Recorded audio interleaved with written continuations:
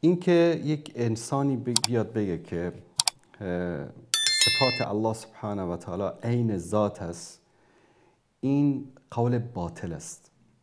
این قول باطل است و صفات الله سبحانه و تعالی و اسمای الله سبحانه و تعالی عین ذات الله سبحانه و تعالی است. این کلامی است که کلام کسایی است که صاحب عقیده فاسد باشند و بیشتر متکلمین و فلاسفه و اینها در این مسائل وارد میشن و فلسفه گویی میکنن در این زمینه. اعتقاد اهل سنت و جماعت چی است؟ صفاتی که ما یقوم بالذات که با ذات الله سبحانه و تعالی است، مانند علم، قدرت، رحمت،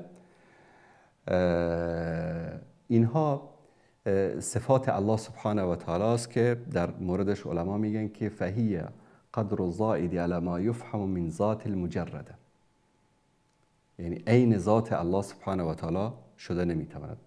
اما مثلا سمیع، شنیدن، دیدن، سمیع، بصیر و اینا همه صفاتی است که الله سبحانه و تعالی است و اینا عین ذات شده نمیتواند و این عقیده کسانی است که به اصطلاح در پی تعویل اسما و صفات الله سبحانه و تعالی هستند که بیشتر این وارد این مسائل کیا شدن؟ معتزله.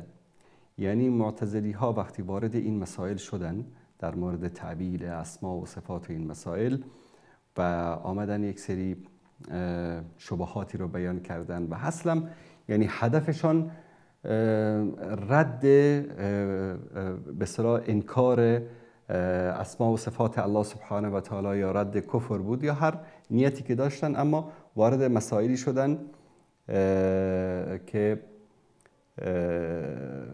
به اصطلاح این از فهم و درک انسان خارج است. اما عقیده اهل سنت این است که ما بین صفات و بین ذات تمیز قائل هستیم. یعنی مفهوم صفت و ذات الله سبحانه و تعالی و اعتقاد ما این است که الله موصوف به صفات است و نمیگیم که صفات به اصطلاح عین ذات الله سبحانه و تعالی است. این اعتقاد اهل سنت و جماعت است.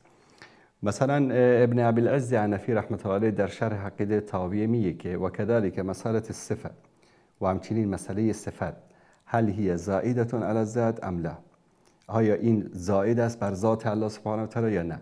لفظها مجمل و كذلك لفظ الغير فيه اجمال فقد يراد به ما ليس هو اياه وقد يراد به ما جاز مفارقته له، ولهذا كان أئمة السنة رحمه الله تعالى لا يطلقون على صفات الله وكلامه أنه غيره وأنه ليس غيره، لأن الإطلاق الإثبات أي إذا قيل الصفات غير الله قد يشعر أن ذلك مباين له، وإطلاق النفي أي إذا قيل الصفات ليست غير الله قد يشعر بأنه هو إذا كان اللفظ غير فيه إجمال.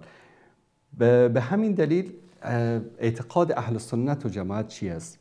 که ما اسما و صفات الله سبحانه و تعالی را آنچه که در قرآن و سنت به آن شکلی که بیان شده است قبول داریم و سوال کردن و در این مورد شبهه ایجاد کردن این بدعت است. مانند قول ابن عباس در مورد استوا وقتی که ازش سوال کردن میگه که ایمان به او واجب است و کیفیتش مجهول است و سوال کردن در موردش بدعت است. یعنی چیزی است که ما نمیتونیم درک بکنیم، از فهم و درک بشر بالا هست.